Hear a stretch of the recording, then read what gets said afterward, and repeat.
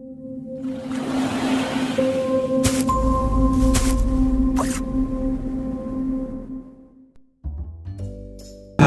anak-anak hebat semua, kembali lagi dalam channel Tempat Belajar.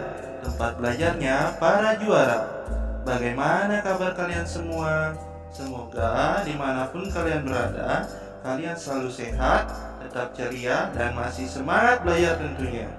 Nah anak-anak hebat semua, sebelum kita lanjut ke pelajaran kita kali ini, jangan lupa di subscribe dulu ya, agar anak-anak tidak ketinggalan video-video terbaru dari channel Tempat Belajar.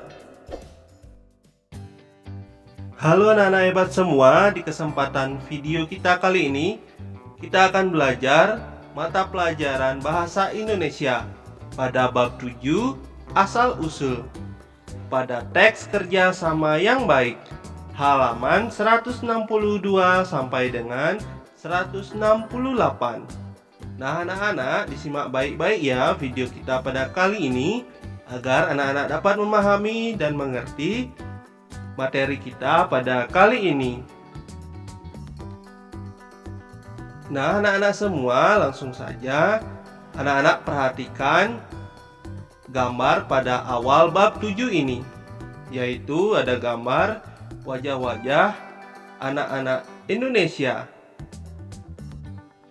Nah anak-anak, adapun tujuan pembelajaran pada bab 7 kita kali ini, setelah mempelajari bab 7 ini, kalian diharapkan dapat memahami instruksi yang disampaikan secara audio, menemukan dan mengidentifikasi informasi di dalam teks dan gambar, menyampaikan pendapat tentang informasi di dalam teks, dan membuat teks narasi menggunakan kata penghubung antar kalimat.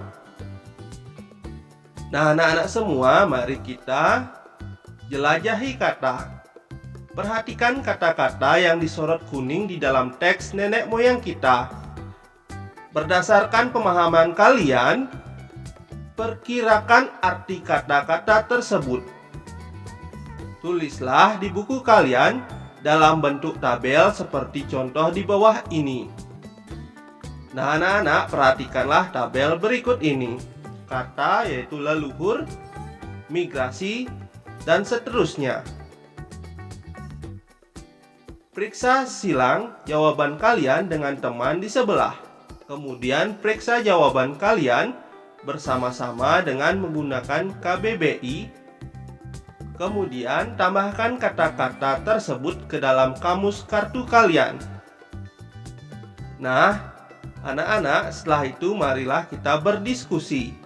Sebelum melakukan kegiatan berikut ini, kalian perlu bertanya kepada orang tua kalian. Dengan dipandu guru, diskusikan asal-usul keluarga kalian. Pertanyaan-pertanyaan berikut ini dapat kalian jadikan panduan diskusi.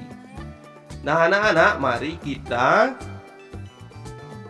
membuat atau menjawab tabel yang telah anak-anak buat. Nah, yang pertama, kata leluhur. Perkiraan artinya yaitu orang-orang yang hidup jauh waktu dulu.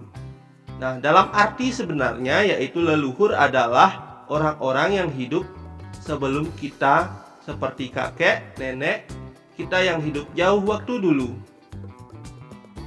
Kemudian kata migrasi. Perkiraan artinya pindah ke tempat lain. Dalam arti sebenarnya yaitu pindah ke tempat lain, atau migrasi adalah ketika orang pindah dari satu tempat ke tempat lain, biasanya mencari tempat tinggal atau pekerjaan baru. Kemudian kata buyut. Perkiraan artinya nenek moyang yang sangat jauh. Dalam arti sebenarnya, buyut adalah sebutan untuk nenek moyang yang hidup beberapa generasi sebelum kita. Kemudian kata darah campuran. Perkiraan artinya yaitu campuran berbagai jenis darah. Dalam arti sebenarnya yaitu darah campuran berarti seseorang memiliki keturunan dari berbagai suku atau bangsa yang berbeda. Kemudian kata merantau. Perkiraan artinya pergi jauh dari rumah. Dalam arti sebenarnya, merantau adalah ketika seseorang pergi jauh dari rumahnya untuk mencari pekerjaan atau pengalaman baru di tempat lain. Kemudian kata pendatang. Perkiraan artinya orang baru datang. Dalam arti sebenarnya yaitu pendatang adalah orang yang datang ke suatu tempat yang bukan tempat kelahirannya. Kemudian ada kata purba. Perkiraan artinya adalah zaman kuno. Dalam arti sebenarnya, purba adalah zaman yang sangat lama waktu dulu ketika manusia pertama datang ke bumi. Kemudian ada kata nenek moyang. Perkiraan artinya kakek nenek jauh. Namun dalam arti sebenarnya adalah nenek moyang adalah semua orang yang hidup sebelum kita dalam keluarga kita, seperti kakek nenek, buyut, dan sebelumnya. Nah anak-anak, mari kita lanjut. Dan setelah anak-anak mengisi tabel tadi, periksa silang jawaban kalian dengan teman di sekolah. Periksa jawaban kalian bersama-sama dengan menggunakan KBBI. Kemudian tambahkan kata-kata tersebut ke dalam kamus kartu kalian. Nah anak-anak, mari kita lanjutkan berdiskusi. Sebelum melakukan kegiatan berikut ini, kalian perlu bertanya kepada orang tua kalian dengan dipandu guru. Diskusikan asal-usul keluarga kalian. Pertanyaan-pertanyaan berikut ini dapat kalian jadikan panduan diskusi. Yang pertama, dari manakah asal orang tua kalian? Yang kedua, apakah orang tua kalian berasal dari suku atau daerah yang berbeda? Yang ketiga, bagaimana pengaruh perbedaan tersebut bagi keluarga kalian? Yang keempat, setujukah kalian jika dikatakan bahwa sebenarnya nenek moyang kita sama? Jelaskan pendapat kalian. Nah, anak-anak semua, mari kita membuat tulisan sepanjang 3 paragraf tentang asal-usul kalian. Untuk itu, kalian perlu mewawancarai orang tua kalian. Pada paragraf pertama, ceritakan tentang asal orang tua dan kakek nenek kalian. Pada paragraf kedua, sampaikan penyebab mereka pindah ke tempat sekarang. Jika orang tua atau kakek nenek kalian tidak berasal dari tempat kalian tinggal sekarang. Jika mereka berasal dari daerah tempat kalian tinggal sekarang, tanyakan apakah ada keinginan untuk pindah ke tempat lain beserta alasannya. Jika mereka tidak ingin pindah, tanyakan pula sebabnya. Kemudian pada paragraf ketiga, tuliskan tentang keinginan kalian sendiri. Di daerah atau kota manakah kalian ingin tinggal? Tidak apa-apa kalau kalian memilih kota atau daerah yang sama dengan tempat kalian tinggal sekarang. Jelaskan alasan kalian memilih daerah atau kota tersebut. Nah, anak-anak, Bapak akan mencontohkan bagaimana kita menulis 3 paragraf tersebut. Anak-anak coba perhatikan. Aku lahir dan tumbuh di tengah keluarga yang harmonis. Kedua orang tuaku berasal dari daerah Jawa Tengah, bersuku Jawa. Begitu juga dengan kakek dan nenekku. Meskipun demikian, ayah dan ibuku berbeda daerah. Aku, orang tuaku, dan kakek nenekku tinggal di Sumatera Barat. Awalnya kakek dan nenekku berasal dari Jawa Tengah. Ayah dan ibu juga lahir di sana. Kemudian, saat orang tuaku kecil, mereka dibawa merantau oleh kakek dan nenek ke Aceh. Ayah dan ibu saling kenal saat keduanya tinggal di Aceh karena mereka bertetangga. Penyebab mereka pindah ke tempat tinggalku yang sekarang karena di Aceh sempat terjadi kerusuhan. Jadi kakek nenek dan orang tuaku harus mengungsi mencari tempat yang aman. Aku tetap ingin tinggal di tempat tinggalku saat ini. Aku sudah nyaman tinggal di sini karena merupakan tempat kelahiranku. Nah, anak-anak semua, jadi itulah contoh bagaimana kita menulis asal-usul tempat kita, yaitu lewat mewawancarai orang tua kalian di rumah. Nah, anak-anak semua, sekarang marilah kita baca sebuah cerita yang berjudul Kerjasama yang Baik dengan Nyaring secara bergantian. Kerjasama yang baik. Lumpia, lumpia, teriak Ajwe siang itu. Dia tak peduli kaki telanjangnya kepanasan. Mengapa tak ada seorang pun yang mau membeli lumpiaku? Keluh Ajwe. Dari kemarin dia berjalan kaki keliling kampung Melayu menjajakan lumpia. Namun ketika orang-orang bertanya apa yang dijualnya, mereka pun pergi begitu saja. Jangan-jangan lumpia buatanku tidak enak. Tetapi orang-orang di pecinan suka. Pikir Ajwe masih penasaran. Dia tak mau hanya berjualan di pecinan. Ajwe ingin lumpianya laris dan bisa dinikmati semua orang. Lumpia, lumpia, Ajwe tersentak dari lamunannya. Seorang perempuan berteriak lantang. Beberapa orang keluar dari rumah dan membeli. Ajwe melihat perempuan itu berjualan panganan yang mirip dengan lumpianya. Apa buatan dia lebih enak daripada buatanku? Gumam Ajwe. Lumpia, lumpia, teriak perempuan itu lagi. Ajwe menghadang langkahnya. Hei, kamu jualan lumpia ya? Tanya Ajwe ketus. Lumpia bukan lumpia, sahut perempuan itu. Bukan, yang betul lumpia. Lun artinya lunak, pia artinya kue. Itu bahasa Hokkien. Bantah Ajwe ketus. Perempuan itu malah tertawa. Namaku Warsi, aku orang Jawa, tak paham bahasa Hokkien. Lumpiaku berasal dari kata Olimpia, karena aku sering jualan di pasar malam Olimpia. Ajwe ternganga. Oh begitu ya? Lalu Ajwe bertanya, kenapa orang-orang kampung Melayu ini mau membeli lumpiamu, sedangkan punyaku tak laku? Wajah Ajwe berubah murung. Memangnya lumpiamu isi apa? Tanya Warsi. Ajwe lalu menunjukkan lumpia buatannya pada Warsi. Rebung dan daging babi.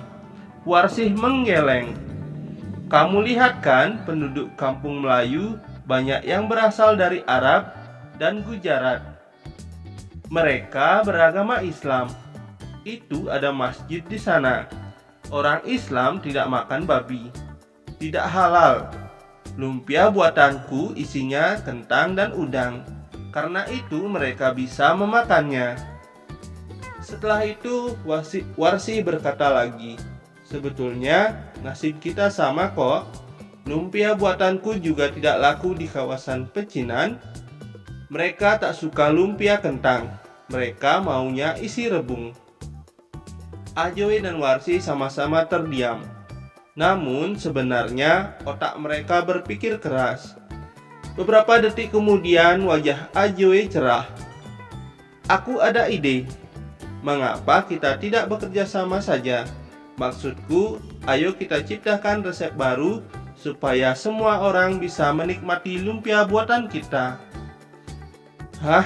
Bagaimana caranya? Warsi heran. Apa kita bisa? Tidak ada salahnya mencoba. Bagaimana? Kamu mau mencobanya? Tanya Ajwe. Warsi mengangguk. Kamu benar juga. Tidak ada salahnya mencoba. Warsi dan Ajwe berjabat tangan. Sejak saat itu, mereka berdua bekerja sama dalam menciptakan resep baru dan menjajakannya bersama. Nah, anak-anak, lumpia atau lumpia adalah makanan khas Semarang yang telah ditetapkan sebagai warisan budaya tak benda oleh Direktorat Internalisasi dan Nilai Budaya Kementerian Pendidikan dan Kebudayaan tahun 2014. Lumpia hadir pertama kali pada abad ke-19 dan merupakan salah satu contoh perpaduan budaya asli Tionghoa Jawa. Pada tahun 1870, Tejoa Taijue datang dari Fujian ke Semarang dan menjajakan lumpia yang berisi rebung dan daging babi. Kemudian, dia bertemu dengan perempuan Jawa bernama Warsih yang juga menjajakan panganan yang mirip tetapi berisi kentang dan udang. Mereka berdua lalu menikah. Lumpia buatan mereka pun disesuaikan baik isi maupun rasanya, agar bisa dinikmati oleh lebih banyak orang. Nah, anak-anak semua, mari kita diskusikan cerita kerjasama yang baik bersama-sama. Yang pertama, apa masalah yang dialami tokoh dalam cerita ini? Yang kedua, apa perbedaan panganan buatan Ajoe dengan panganan buatan Warsih? Yang ketiga, bagaimana perasaan Ajoe dan Warsih ketika orang-orang menolak panganan buatan mereka? Nah, anak-anak semua, mari kita jawab pertanyaan dari nomor 1. Apa masalah yang dialami tokoh dalam cerita ini? Masalah yang dialami tokoh dalam cerita ini adalah Ajoe kesulitan menjual lumpia buatannya karena penduduk kampung Melayu tidak suka dengan isi lumpia yang berbahan dasar daging babi. Sedangkan Warsih yang menjual lumpia bisa mendapatkan pembeli. Kita lanjut yang kedua, apa perbedaan panganan buatan Ajoe dengan panganan buatan Warsih? Perbedaan panganan buatan Ajoe dengan panganan buatan Warsih adalah isi dari panganan tersebut. Lumpia buatan Ajoe berisi rebung dan daging babi, sedangkan buatan Warsih berisi kentang dan udang. Lanjut yang ketiga, bagaimana perasaan Ajoe dan Warsih ketika orang-orang menolak panganan buatan mereka? Perasaan Ajoe dan Warsih ketika orang-orang menolak panganan buatan mereka adalah sedih dan kecewa. Kita lanjut yang keempat, apa usaha Ajoe dan Warsih untuk mengatasi masalah mereka?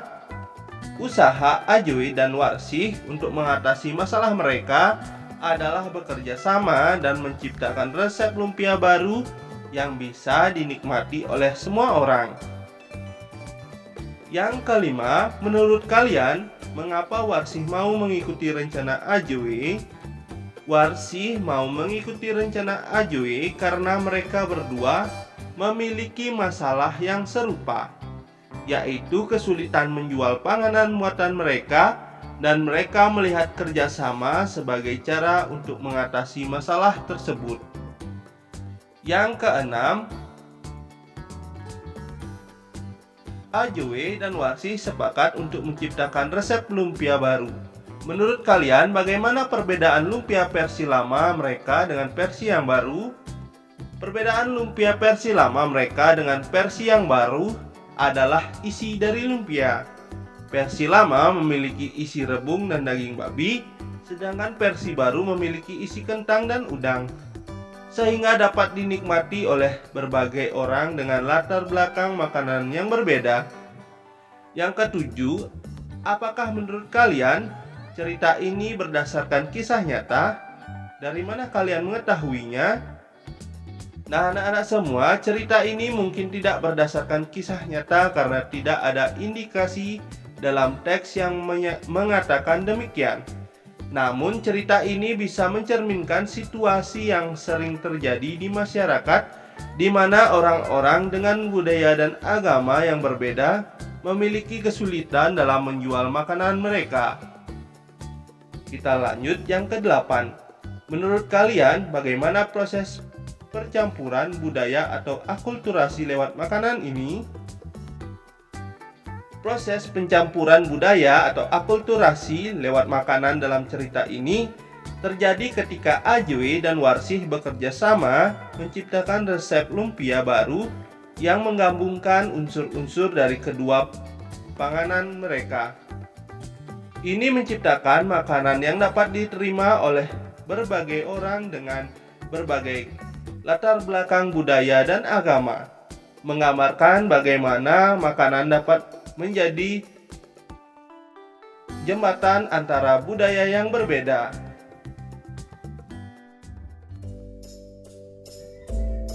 Nah, anak-anak hebat semua, berakhir sudah pembelajaran kita kali ini ya. Semoga melalui video tadi anak-anak bisa mengerti dan memahaminya ya. Jangan lupa like, comment, share ke teman-teman kalian, dan juga subscribe channel ini agar anak-anak tidak ketinggalan video-video selanjutnya. Sampai ketemu di video selanjutnya ya. Bye-bye.